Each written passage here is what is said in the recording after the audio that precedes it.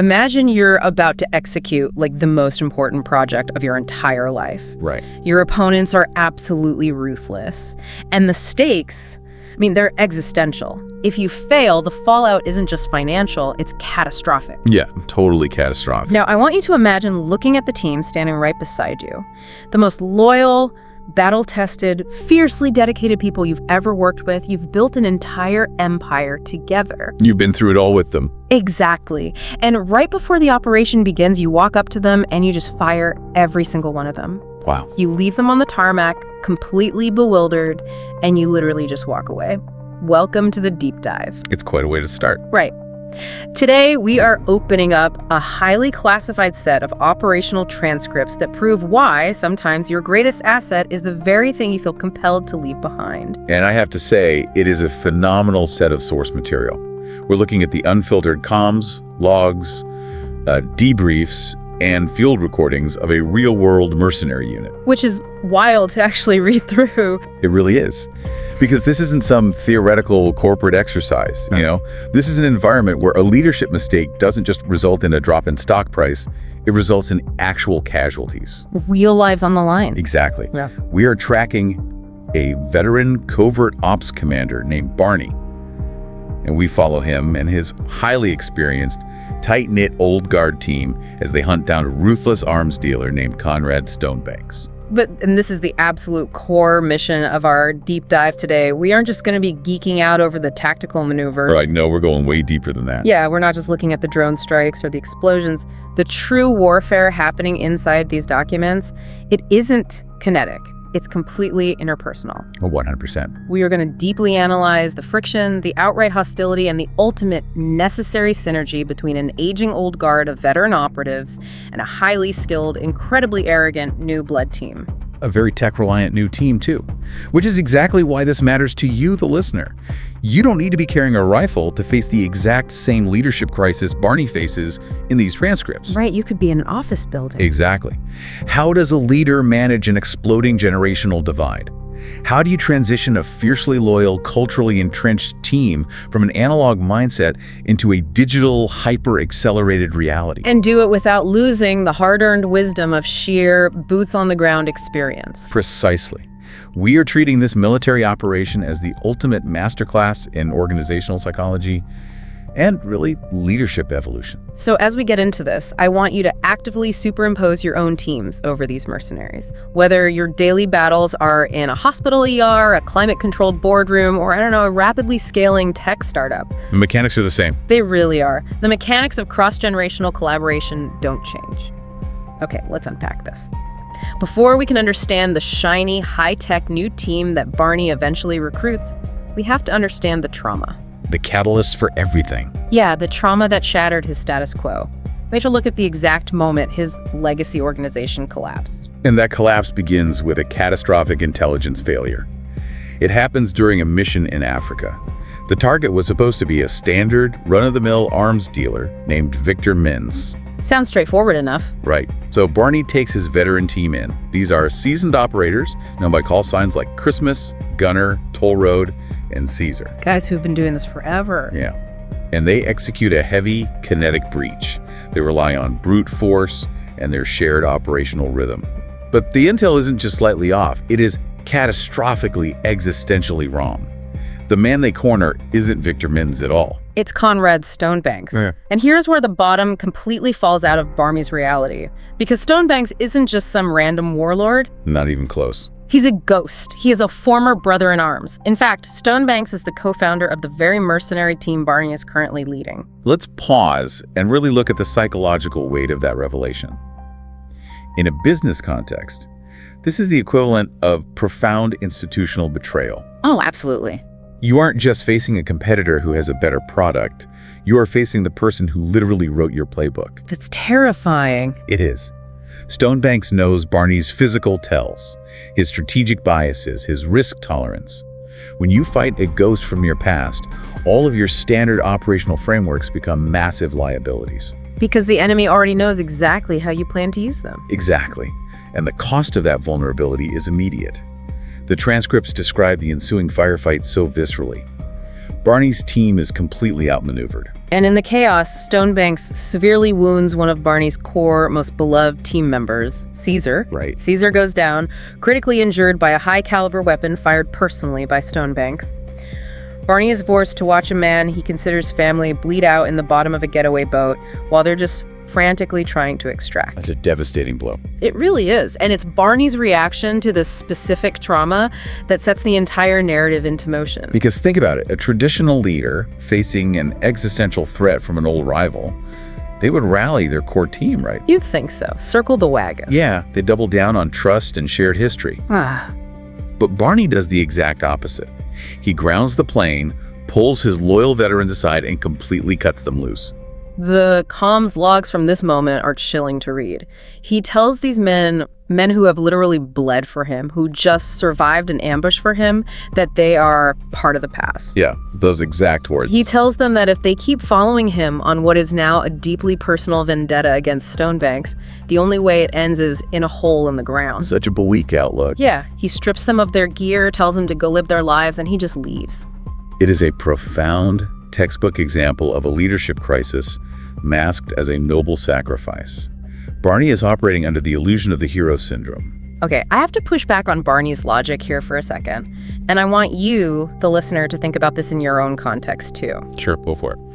Let's look at this from the perspective of organizational loyalty and, well, agency. Is firing your fiercely loyal team to protect them actually just a massive, cowardly failure of leadership? That's a strong way to put it. Let me give you an analogy. It's like a startup founder who has a core group of co-founders. They've been sleeping under their desks for 5 years, eating ramen, building the company from the garage up. Right, the classic origin story. Exactly. And right before a massive, highly risky pivot, let's say they're going to take on a ruthless, monopolistic corporate competitor in a brutal legal battle. The founder just pushes all the early employees out of the company. And the founder will inevitably claim they are doing it to protect those early employees from financial ruin. Yes. The founder says, I don't want you to go bankrupt with me, so I'm firing you. It feels incredibly noble to the founder. They feel like the smarter. But if I'm the co-founder, I'm thinking, excuse me, we built this together. Yeah, you don't get to make that choice for me. Right, you don't get to unilaterally decide my risk tolerance. I look at Barney abandoning his team on the tarmac, and I don't see a protector. I see an incredibly arrogant man who is stripping his team of their agency. It's very paternalistic. He's essentially saying, you aren't smart enough or capable enough to make the choice to die for this cause, so I'm making it for you. That is a very valid critique, and it strikes right at the heart of paternalistic leadership. You are right to call it arrogant, but we also have to understand the mechanics of why he does it. Fair enough. Why does he? Barney has fundamentally blurred the lines between commander and father figure. In a healthy organization, a leader empowers their team to assess risk and opt in. In a paternalistic organization, the leader hoards the risk. Because they believe that true leadership means suffering alone. He does. And if we look deeper into the transcripts, specifically at the psychological warfare Stonebanks employs later in the operation, we see exactly the nerve that was struck. Oh, this part is fascinating. It is. Stonebanks knows Barney intimately, remember. During a later exchange, Stonebanks points out that Barney has and this is a direct quote from the logs, a pesky moral conscience. Pesky moral conscience. That is such a loaded phrase coming from a sociopath. But it unlocks Barney's entire psyche. Look the contrast. Stonebanks views human life as a ledger entry. Collateral damage is just the cost of doing business in the global arms trade. If he loses 100 men, he just buys 100 more. Exactly. Barney, conversely, carries the spiritual weight of every single operative who fights under his banner.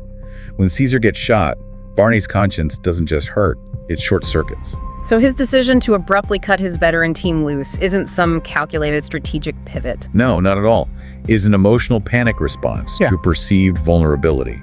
He realizes that Stonebanks can destroy him simply by hurting the people he loves. Wow. So Barney's flawed solution is to eliminate the possibility of collateral damage by eliminating his attachments entirely. He simply can't bear the thought of attending another funeral for a friend. So his brilliant solution is to go find people who aren't his friends. Which brings us to the most fascinating operational pivot in the entire case study. Barney's overwhelming guilt forces him to completely redesign his organizational structure from scratch. He needs a whole new team. But if he absolutely refuses to risk the lives of his brothers, he needs a team of total strangers.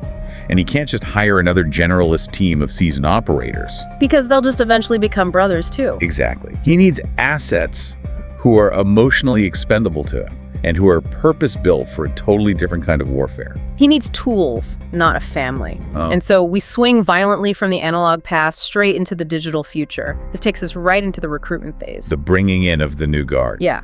Barney contracts an underground broker named Bonaparte to headhunt a very specific type of modern operator. The mandate Barney gives is crystal clear. He says, find me candidates who are young, hungry, willing to take a bullet. Let's frame this shift in hiring practices through a modern corporate lens. Barney is deliberately abandoning the generalist. Right. The old guard were generalists. Guys who could patch a bullet wound, rebuild a diesel engine, and negotiate a bribe all in the same afternoon. They relied on intuition and shared history. And he's tossing all of that out the window. He is. He's recruiting strictly for hyper-specialization and asymmetrical capabilities. I don't want to just read a list here. Let's actually discover these recruits through the source files because their resumes are insane. Let's start with the cyber asset. Ooh, Thorn. Yeah. Bonaparte introduces Barney to a guy named Thorn. Thorn is an expert hacker, a coder, and a drone pilot. But his background check is where it gets wild. It really does. The file shows he did 18 months in a federal penitentiary. Why? Because he hacked into Seattle's central operating system and completely shut the entire city grid down for 3 days. Just massive disruption. And when the authorities asked him why he did it, his official statement just says, because he can. Thorn represents the absolute apex of the new digital reality. Think about what a staggering paradigm shift he represents for a commander like Barney. It's got to be huge. It is.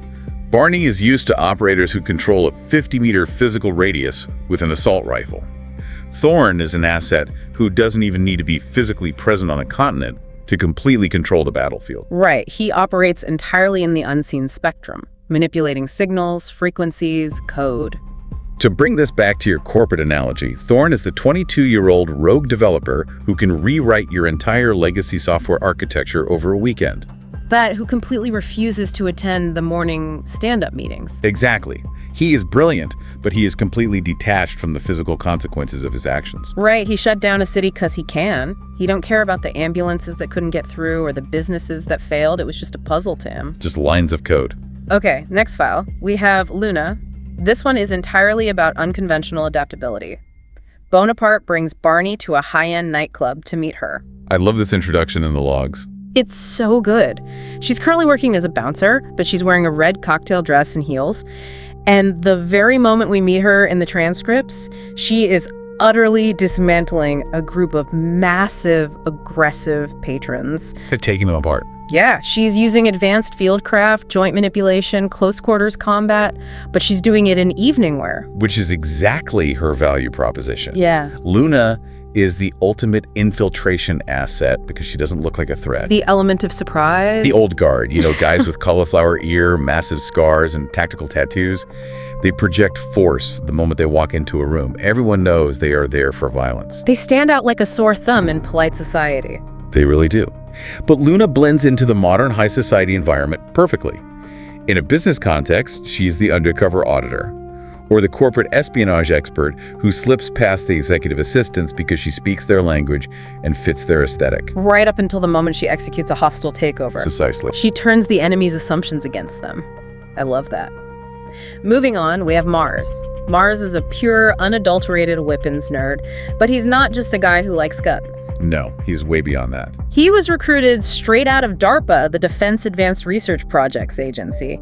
This guy doesn't just shoot bullets, he fundamentally programs them. Yeah, the tech is wild. The comms highlight that his primary weapon utilizes specialized burst rounds that are digitally programmed to calculate distance and detonate behind a target's cover. We are seeing the transition here from kinetic problem solving to algorithmic problem solving. Explain that a bit more. Well, for the old guard, if an enemy is behind a concrete wall, the solution is kinetic. You go get a bigger gun and shoot the wall until it crumbles. Brute force. Exactly. Yeah. Mars looks at the same problem and treats it like an equation. He programs the ballistic trajectory to bypass the obstacle entirely.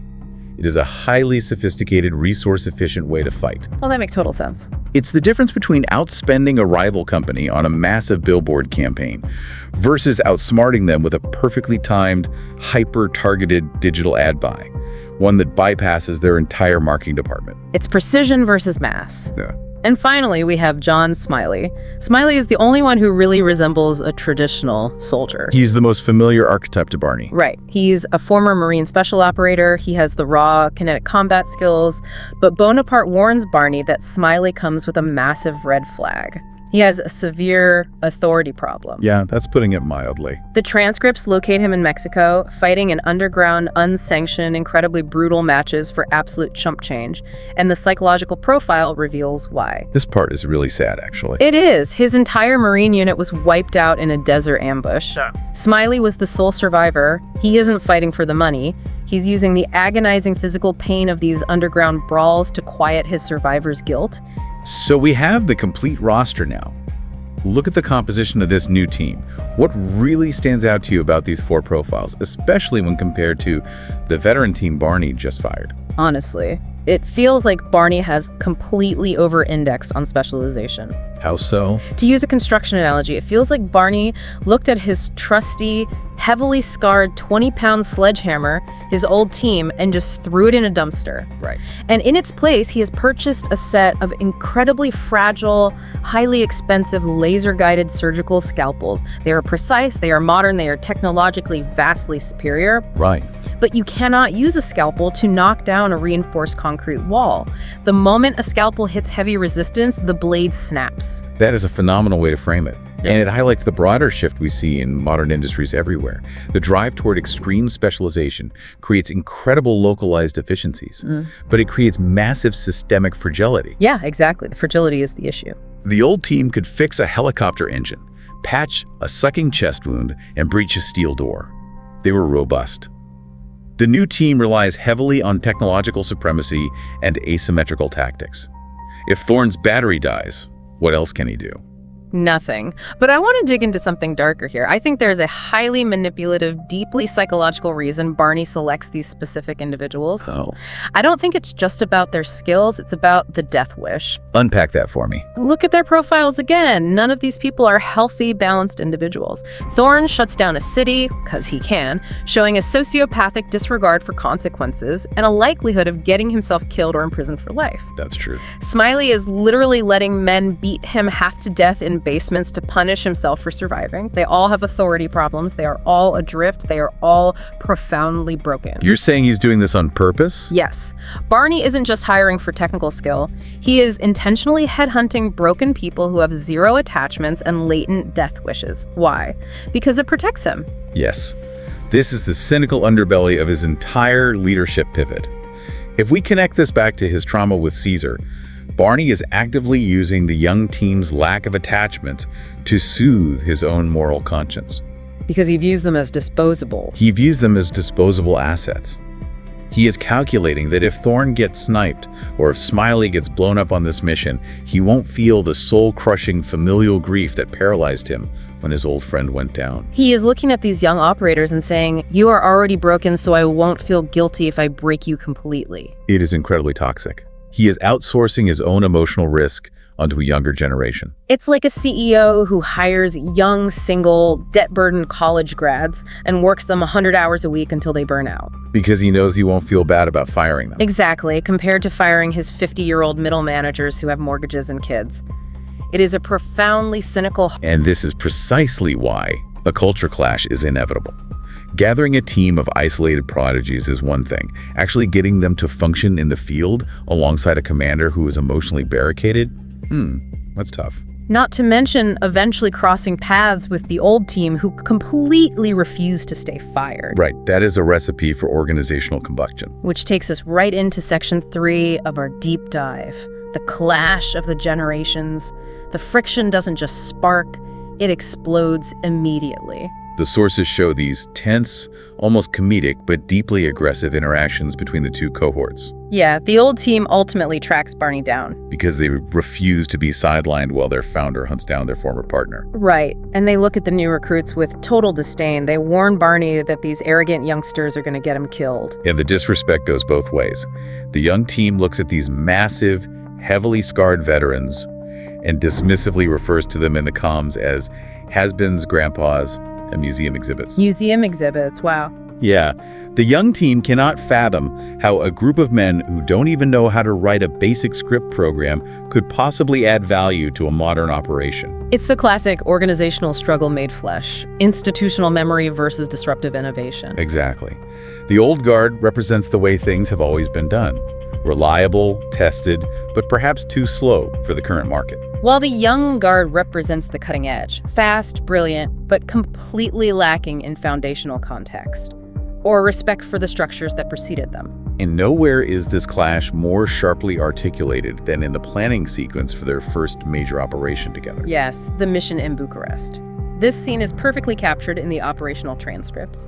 The objective is to capture Stonebanks alive during an illicit art deal he is conducting in a highly fortified hotel in Bucharest. Right, they've got the blueprints out. The whole team, old and new, is sitting around looking at the schematics. And Barney, the seasoned veteran commander, steps up to present his baseline strategy. And his initial instinct is purely analog. Completely. He points to the map and essentially says, okay, we're going to hit them simultaneously from all four sides.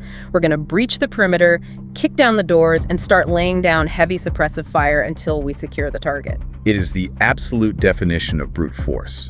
It is a plan built on the assumption of overwhelming kinetic superiority. And the young team's reaction to this is entirely predictable, yet still shocking in its arrogance. Oh, Thorne's reaction is brutal. Thorne, the hacker, doesn't just disagree. He openly mocks Barney. He literally laughs out loud in the middle of the briefing and says, "This is 1985. 3 words, and he completely invalidates decades of Barney's hard-won operational experience. Yeah. Thorne then steps up and presents the modern digital solution. He lays it out like it's a video game tutorial. Walk us through his plan. First, he says he will remote hack the building's security grid and the main server from a van outside. Then, he will digitally bypass the motion detectors, blind the laser grids, and spoof the biometric sensors. Just completely neutralizing the electronic defenses. Right. Finally, he will loop the surveillance video and override the CCTV systems so the guards see nothing but empty hallways. Thorne wraps up his pitch by leaning back and saying it's child's play, just like that. And, to be entirely fair to Thorne's technical prowess, the initial execution of his digital infiltration plan is flawless. I'll admit, reading the transcripts of the infiltration, it is a thing of beauty. They glide into the building with zero resistance. It looks like a ghost operation. Total stealth. The heavy security guards are looking right at screens showing empty corridors, while the young team is literally walking right behind them. It is perfectly frictionless. Frictionless. That is the exact right word, and it is the exact trap they fall into. Hold on, let me advocate for the young team for a second. Thorne was right. Barney's plan was 1985. I mean, it was definitely outdated. If they had just kicked down the door and started spraying bullets against Stonebanks' private, heavily armed security detail, it would have been an absolute bloodbath. Undoubtedly. Stonebanks had the building fortified like a presidential bunker. Brute force would have failed spectacularly. Thorne provided a solution that got them right to the target without firing a shot. You are correct. Barney's plan would likely have been a suicide mission. But the fact that Barney's plan was flawed does not mean Thorne's plan was complete. What was missing? This is the danger of the frictionless illusion in modern business and technology. When a process becomes so deeply digitized and automated that you encounter zero resistance, you begin to assume you have mastered the environment. You get overconfident. Exactly. But what you've actually done is created a massive blind spot regarding raw human unpredictability. So what did Thorne miss? He factored out the analog world. Thorne's hyper-advanced tech infiltration bypassed the digital security perfectly, but it led them completely blind into a deeply analog physical trap. Oh, because of who Stonebanks is. Right. Stonebanks isn't just an arms dealer. He's a veteran operator who helped invent the game. He realizes immediately that his digital perimeter has been breached. But he doesn't panic. No, and more importantly, he doesn't try to out-hack Thorne. Right. This is the turning point of the entire operation. Stonebanks doesn't engage in a digital counteroffensive. He doesn't bring in a better coder to lock Thorn out of the mainframe. He uses the most basic, old-school, dirt-cheap tactic imaginable. He uses an analog tracker. Yes. The transcripts show that while the young team is executing their brilliant extraction, Stonebanks, or one of his men, simply slaps a physical GPS tracking puck onto one of the young team's vehicles or gear bags. It costs maybe $50. Yeah. Thorn is busy monitoring terabytes of network data, looking for cyber threats, and he completely ignores the physical reality that a guy just walked up and stuck a magnet to their bumper. And that single analog action destroys the entire digital strategy. Because they lead him right back to their base. Once the young team returns to their safe house, feeling triumphant about their frictionless operation, Stonebanks simply follows the tracker. Yeah. He drops the digital facade entirely. He just shows up. He brings in overwhelming physical force, breaches their environment, and incapacitates them with sheer violence of action. It's a devastating, humiliating critique of hyperspecialization. Technology won the infiltration, absolutely, but raw, ruthless physical tactics won the extraction. Stonebanks captures the entire young team: Thorn, Luna, Mars, and Smiley. Without having to fire a single line of malicious code, he just outmaneuvered them in the real world. Think about this in a corporate context. It's like a massive tech company that designs a revolutionary, algorithmically perfect supply chain software. It is frictionless on the dashboard. But they completely ignore the fact that the actual truck drivers in the physical world are unhappy with the routing schedules and decide to go on strike. The software is flawless, but the physical reality halts the entire operation. The young team trusted their screens more than their surroundings. Perfectly said. So let's look at the scoreboard. Barney is left standing in the ashes. His loyal veteran team was decimated by Stonebanks' firepower in Africa.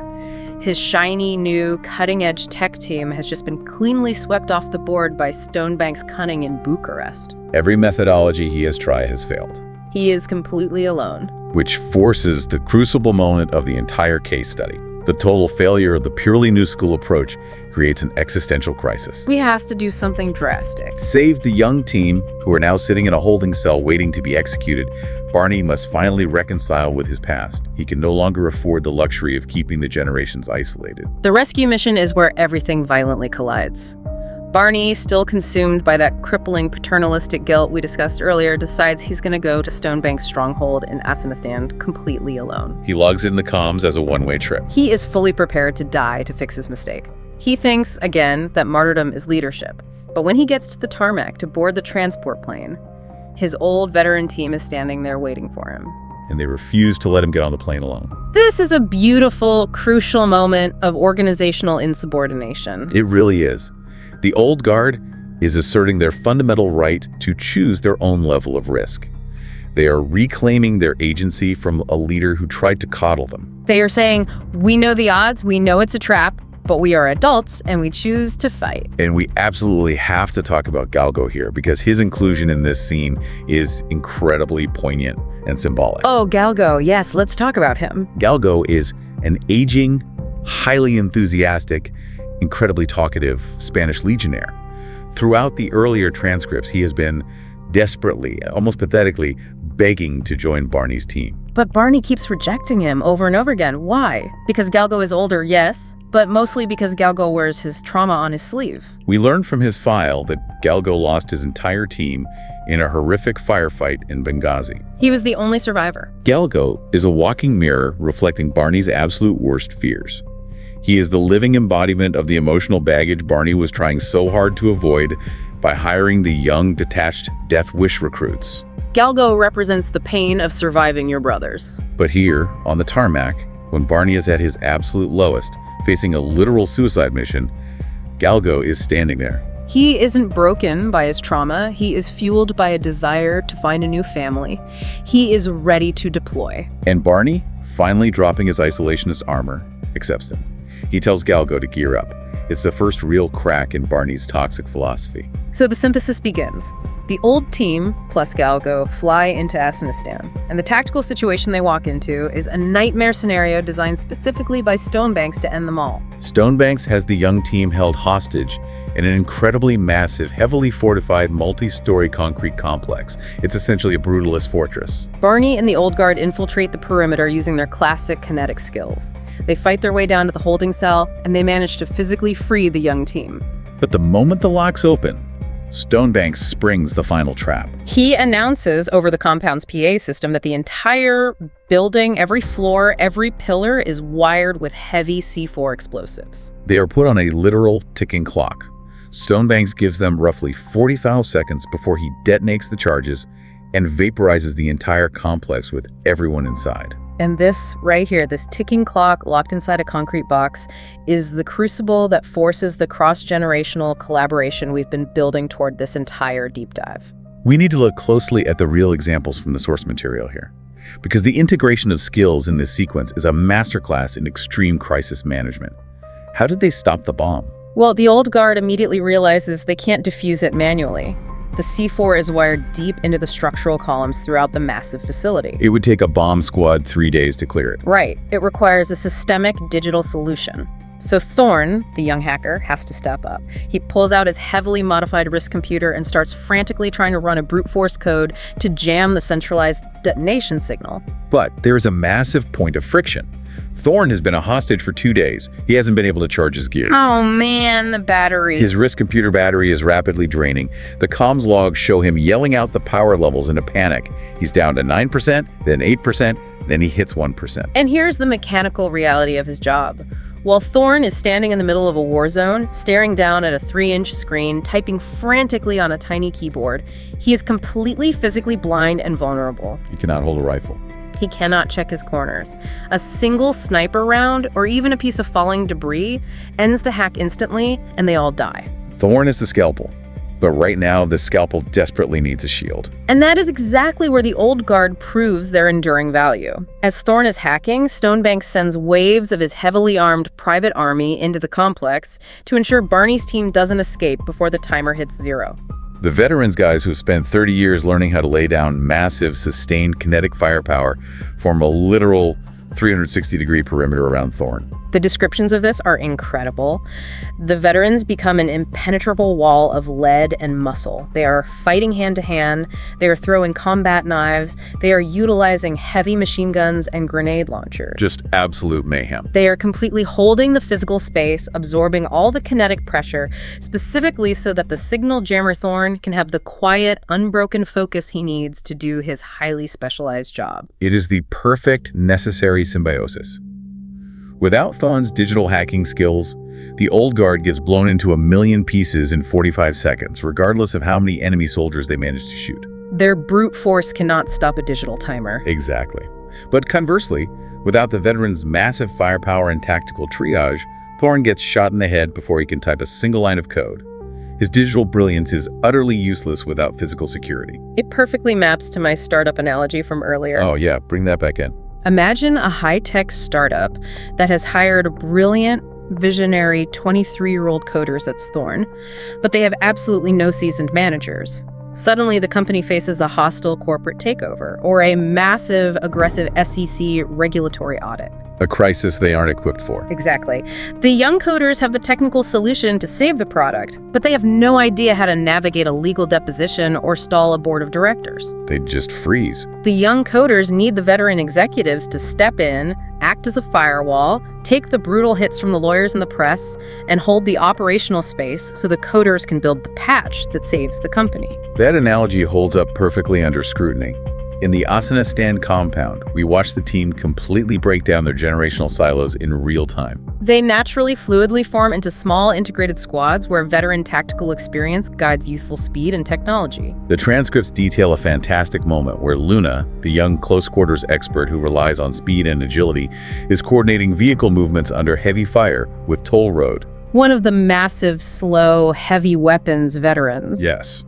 The boundaries dissolve, they stop seeing age or methods, they only see complementary capabilities. Galgo actually brings up a concept in the comms during this chaos that I think brilliantly defines this entire sequence. He is yelling over the gunfire, and he starts talking about hysterical strength. Yes, The physiological phenomenon where, under extreme life-or-death adrenaline pressure, a normal human being can suddenly lift a burning car off a trapped child. Right, but what we are witnessing in this compound isn't just physical hysterical strength, it is organizational hysterical strength. That's a great way to put it. Extreme pressure doesn't just forge diamonds, it forces human beings to completely abandon their petty egos.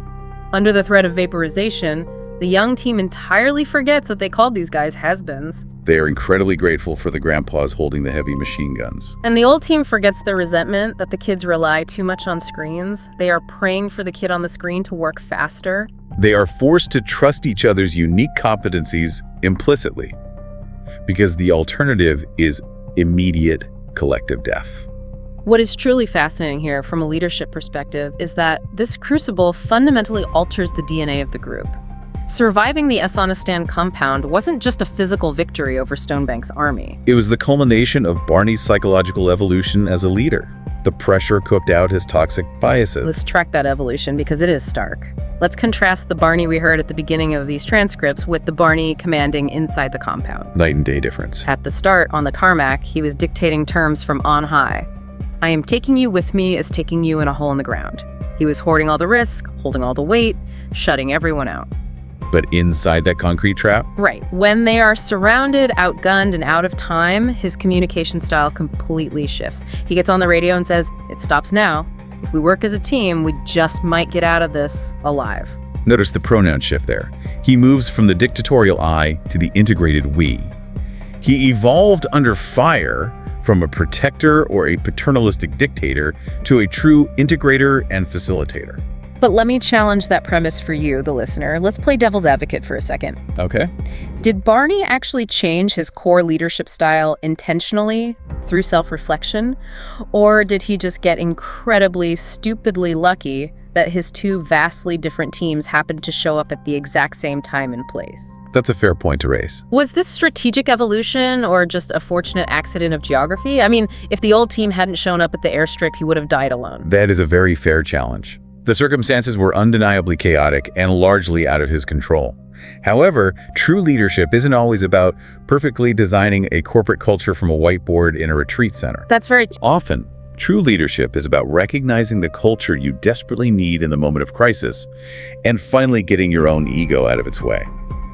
At first, Barney viewed leadership as carrying the entire burden so his team wouldn't have to suffer. By the end, he realizes that true leadership is acknowledging what he explicitly calls the different kinds of family. He does use that phrase in the debrief, different kinds of family. Exactly. He finally allows his team to share the burden of risk. He accepts that the old guard men who have dedicated their entire adult lives to this violent trade have the sovereign right to choose their own fate. If they want to die in combat beside him, he has to respect them enough to let them. And equally importantly, he recognizes that the young guard, despite their initial arrogance and reliance on tech, have the right and the desperate need to learn from the scars, the failures, and the analog wisdom of the veterans. He stops treating the old guys like fragile retirees, and he stops treating the young kids like disposable tools. He starts treating all of them like peers. And the ultimate proof of this evolution is his relationship with Galgo. Yes. Barney initially rejected Galgo based on arbitrary metrics, age, and the visible scars of trauma. But by the end of the operation, Barney formally welcomes Galgo to the team. He recognizes his true value. He recognizes that a soldier's value, or an employee's value in the corporate world, isn't tied to a chronological expiration date or an unblemished, perfect psychological record. It is tied entirely to their willingness to integrate, to cover their teammates' blind spots, and to contribute to the mission. We see this beautifully illustrated in the final set of debriefing logs, which basically describe a massive, raucous celebration at a bar after they make it home. Such a great scene to end on. It is. Both generations are sharing a drink, completely intermingled. The silos are entirely gone. You have the hacker sitting next to the heavy weapons guy. And there's this great telling moment. Yeah, where the young team, still possessing a little bit of that youthful cockiness, asks Barney point blank when they take over the team. And Barney doesn't get defensive. He just laughs, raises his glass, and humorously tells him to keep drinking. It's a warm acknowledgement of eventual succession, but also a firm reminder that there is still plenty of time left on the clock for the veterans to teach them how to actually survive. It is a picture of a healthy, resilient, multi-generational organization that has finally found its equilibrium. Absolutely. So as we wrap up this massive deep dive, let's summarize the journey we've been on together. We've seen how an overprotective, guilt-ridden leader completely alienated his seasoned veterans by trying to play savior. Right. We saw how a hyper-specialized, tech-reliant young crew fell victim to real-world analog traps because of their own hubris and the frictionless illusion. And we saw how ultimate explosive success only came when the brute force kinetic wisdom of 1985 was deployed to physically shield and protect the fragile digital brilliance of the modern age. The necessary synergy of the sledgehammer and the scalpel. You need both in the toolbox to build a lasting structure. Exactly. So, for you listening right now, take a hard, honest look at your own teams tomorrow morning. Are you discarding veteran experience just because it isn't shiny, new, or fluent in the latest SaaS software? Were you throwing away the sledgehammer? Or on the flip side, are you dismissing the young, hungry talent in your organization because their unconventional methods or their lack of respect for how we've always done it feel alien or threatening to your established processes? Are you ignoring the scalpel? The magic, the real breakthrough performance that defines industry leaders, only happens when the two groups are forced into the crucible together to cover each other's massive blind spots. If I can leave the listener with one final provocative thought to chew on, I want to draw it directly from the psychological taunts of our villain, Conrad Stonebanks. Oh, this is good. During one of his intense interrogations with Barney, Stonebanks leaned in and said, "It's hard to beat an enemy when he's living inside your own head." Oof, what an incredibly sharp line. Stonebanks, in his supreme arrogance, thought he was the enemy living in Barney's head. He thought the ghost of their shared past was what was destroying Barney's team. But if we look at the entire operational arc we've discussed today, Stonebanks was just a physical obstacle. He wasn't the real problem. No.